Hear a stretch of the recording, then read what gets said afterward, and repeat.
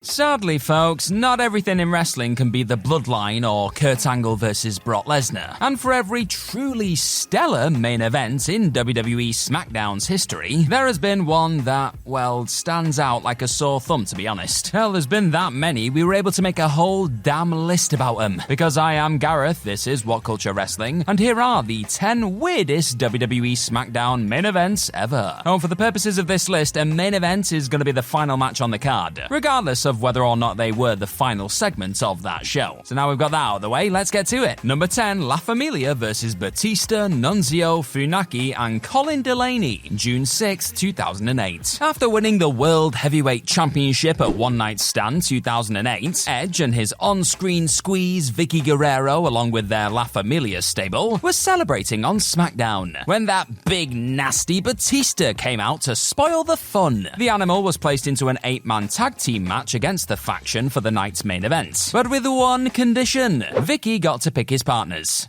This led to the multi-time world champion and future box office topper teaming up with 3 of the biggest jobbers to have ever jobbed, those being Nunzio, Funaki, and Colin Delaney. Yep. Even with a group of partners with about 3 televised wins between them though, Batista still held his own against Edge, Chavo Guerrero, Zack Ryder, and Kurt Hawkins. After a few brushes with defeat, Big Dave crushed poor Ryder with a spear and a Batista bomb, giving him the win in what was essentially a 4-on-1 handicap match. So not only did the 3 lower card lads get to close out the show, but they actually got to win a match as well. Dreams really do come true. Number 9, Kane versus the NXT Rookies, April 2nd, 2010. Everybody remembers that the Nexus made their debut on the June 7th, 2010 episode of Raw, destroying the ringside area, beating up John Cena, and angering WWE sponsors when Daniel Bryan choked Justin Roberts with his own tie. Those were the days. However, this wasn't actually the first time this combination of stars had been seen on the main roster. On April 2nd, 2 whole months before their infamous Raw appearance, Wade Barrett, Justin Gabriel, Heath Slater, David Otunga, Skip Sheffield, Darren Young, Michael Tarver, and D-Bry all made their SmackDown debut against Kane. That's right, it was all 8 of them versus Kane on his own. I mean, sure, why not? This bizarre encounter was over in less than 9 minutes after the NXT Rookies, as they were known at the time, all attacked Kane at once for the DQ. The Big Red Machine had actually managed to eliminate 2 of them before this though, including Wade Barrett, you know, the guy who would go on to win NXT later that year. It's nice to see that WWE were making the Nexus look like absolute chumps even before they'd officially debuted. These guys really didn't stand a chance, did they? And while we're talking about the Nexus, I want to know right now, how would you have booked this whole Nexus thing in WWE? Because we know how WWE did it and it didn't go very well, so I want to know how you think it should have played out. You let me know in the comment section down below. Number 8, Booker T and Josh Matthews versus JBL and Orlando Jordan, November 4th, 2004. Whilst most fans will remember Josh Matthews as a play-by-play commentator and one-time vessel for The Undertaker, he actually began his career as an in-ring competitor. Real name Joshua Lomberger, Matthews came second in the first season of WWE's Tough Enough, but was still hired by the company in 2002. 2 years later, he would find himself on the wrong side of the WWE champion JBL though, who slapped the poor lad for allegedly not showing enough respect whilst interviewing his running buddy Orlando Jordan. This led to Matthews' first match on SmackDown, in which he was paired with Booker T to take on JBL and Jordan on the November 4th episode. The future Mr. Madison Rain got his butt handed to him for most of the match, but still managed to make a hot tag to Booker, who picked up the win after an axe kick to OJ. The next week, Matthews had his first and only singles match on WWE TV too, where he not only took on Jordan, but beat him after some help from Booker. So Josh Matthews is technically undefeated in televised WWE matches. What a world, eh? Number 7, The Rock, Chris Jericho and Mike Chioda versus the Dudley Boys and Nick Patrick, October 4, 2001. Anyone who's seen the Invasion pay-per-view might remember that WWE referee Earl Hebner took on WCW referee Nick Patrick in a 5-star classic of a match. I mean, that 450 splash from Hebner was truly something, folks. Yeah. Anyway, it turns out that wasn't the only time officials from opposing companies got into it in 2001, as demonstrated by this show-closing bout from the October 4th SmackDown. Patrick returned to the ring for his second and final WWE match, with his opposite number this time being WWE's Mike Chioda in his one and only competitive fixture. As for the actual wrestlers, Brothers, while the Dudley Boys were backing up Patrick, whilst Koda had The Rock and Chris Jericho on his side. Not bad backup. After a typically nonsense brawl that saw Koda rip Patrick's shirt off in the worst softcore movie ever made, Rocky hit a rock bottom on the WCW ref, which was then followed by a lion salt from Y2J, which was then followed by the worst people's elbow of all time from Koda to end this insane match in a victory for the good guys. Poor Nick, what did he ever do, eh? Oh yeah, Starrcade 97. Number 6, Finley and Little Bastard versus the Boogeyman and Little Boogeyman, February 23rd, 2007. Fans watching No Way Out 2007 were subjected to some absolute tosh when Finley and his son Hornswoggle, who was legitimately called Little Bastard during this time period, took on the Boogeyman and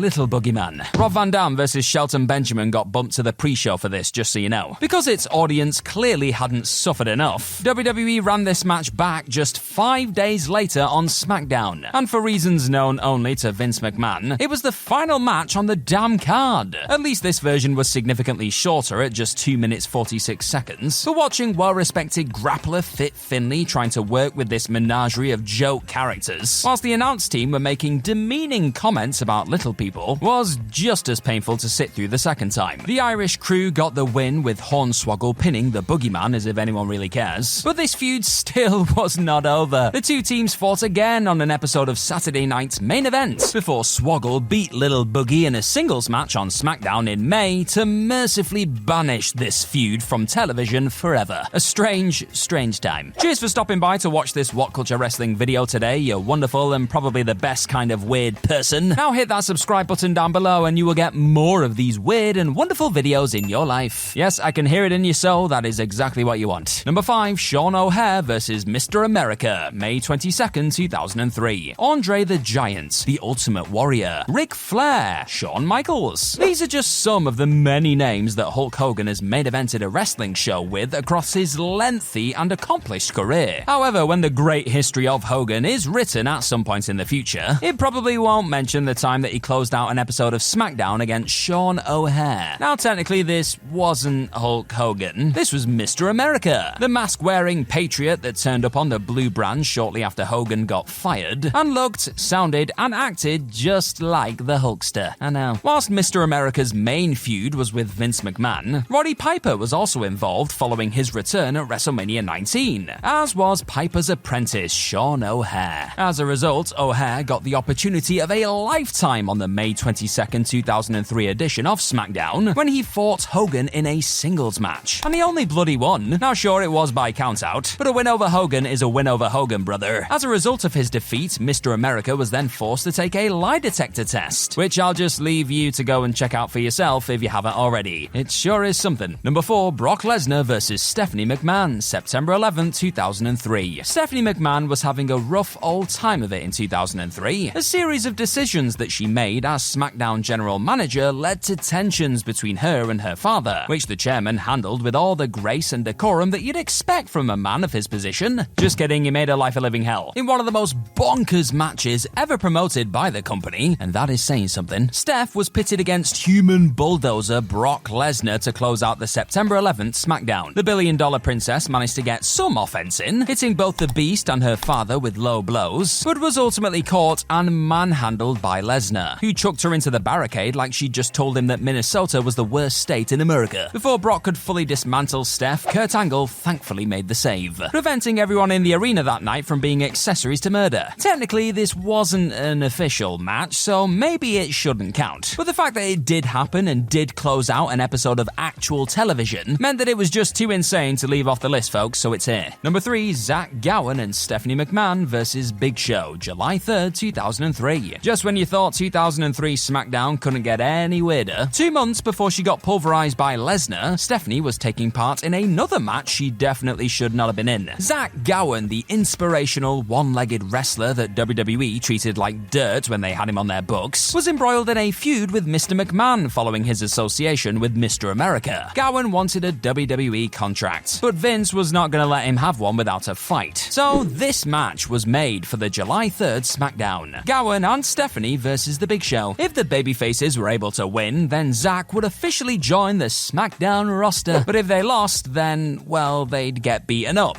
by an angry giant. Through grit, determination, and and the power of friendship, plus a shed load of interference from Kurt Angle and Brock Lesnar, Gowan and McMahon were victorious in their quest, with Zack himself pinning Sha off a top rope moonsault. It was magical. A feel-good moment for the ages. Zack Gowan was now officially a WWE superstar. Just, ignore how the rest of his career went. Number 2, Sheamus and Mean Gene Okerlund versus Daniel Bryan and Alberto Del Rio, April 10, 2012. Beloved interviewer Mean Gene Okerlund had 2 WWE matches during his career. The first was in 1984 when he and Hulk Hogan teamed up to defeat George Steele and Mr. Fuji. And the second was in 2012? Surely that can't be right. Oh no, it is. The date was April 10th. Mean Gene was in the ring interviewing Sheamus, who had just beaten Daniel Bryan to win the World Heavyweight Championship at WrestleMania 28. John Laurinaitis then came out to announce that Sheamus would be facing Bryan tonight in a tag team match. D-Bry's partner would be Alberto Del Rio, whilst the Great White would be teaming with the 69-year-old announcer. Yeah, that's right. The heels took out Sheamus and then cornered Gene in the ring, presumably about to beat him within an inch of his life, when out came a bunch of legends led by Roddy Piper to save Okerlund's hide. Thank God for that. This distraction allowed Sheamus to recover, hit Bryan with a bro kick, and pin the American Dragon once again. Between his 2 wins in WWE and his 2 in WCW, Mean Gene is actually undefeated in televised matches. What a legend. Number 1, The Big Show versus the Fabulous Muer, November 28, 2002. The November 28, 2002 edition of Smackers emanated from Columbia, South Carolina, the home city of women's wrestling legend and, dodgy person, the Fabulous Muer. Stephanie McMahon, the heel authority figure at the time, was not a fan of Columbia or Muer, so put the hometown gal in a match designed to humiliate her. Her opponent? The Big Show. Yes, this actually happened, folks. Muer was nearly 80 years old at the time and looked absolutely terrified as her 500-pound foe made his way down to the ring. Paul Heyman initially made it seem like Sha was not gonna hurt the Hall of Famer, but then changed his mind and ordered his charge to give her a choke slam. Mercifully, Brock Lesnar then ran in to save the day, preventing what surely would have been an honest-to-goodness homicide from taking place. The bell never actually rang, so this match technically never happened, but in kayfabe, if Lesnar hadn't been there, then Big Show would have surely beaten Muer to a heavily made-up pulp. SmackDown, eh? What a weird little show. Now, if you've had fun with this weird What Culture Wrestling video today, then why not check out this weird heel turns WWE icons would like you to forget list too. It's just as odd, trust me, I did it.